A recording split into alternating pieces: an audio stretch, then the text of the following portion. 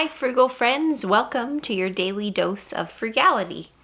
We are currently reading 365 Ways to Live Cheap by Trent Ham, and we are in the Cheap Tactics for Utilities and Bills section.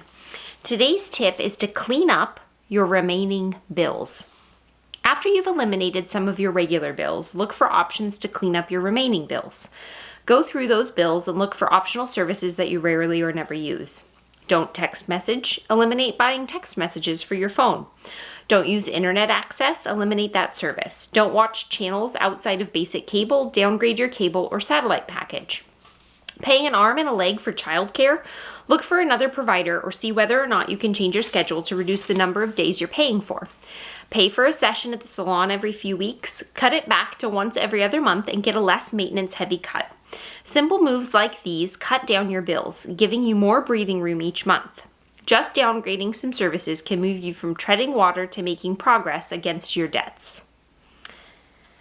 Or, if you don't have debts, maybe it's towards your financial goals. I feel like that's a little bit more of an inclusive way of saying if you are trying and striving for something and you want a little extra wiggle room in your budget, there are ways that you can scale back. When I read this the first time, I thought immediately about insurance. I think every few years, it's a really good idea to do kind of an insurance audit and see if the plans and policies that you have are the most cost effective, see if there's ways to reduce your bill. I know for us, we have a truck that we don't drive very often. And so a few years ago, I asked if we could scale the insurance back on that. And so it's on some sort of infrequent mileage plan, which seems to save us some money.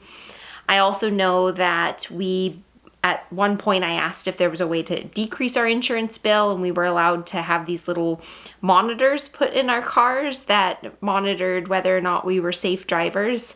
We were both considered safe drivers. Jesse is a safer driver than I am in terms of how fast he accelerates and how quickly he brakes and so forth. So, but in both cars, we were able to decrease our payments and the cost of the insurance based on that as well. So when I hear, clean up the rest of your bills, I almost immediately think of insurance. I wonder what else there is though. I wonder what other things we could be saving money on that I haven't thought of. If you've gone through and done a bills audit and you're like, oh my gosh, we saved so much money when I called XYZ and we were able to decrease this by so much, I would love to hear about that. Please let me know in the comments down below. I think that's all the wisdom I have on this topic. So I will see you back here tomorrow for another daily dose of frugality. Thank you for sharing your time with me and for tuning in.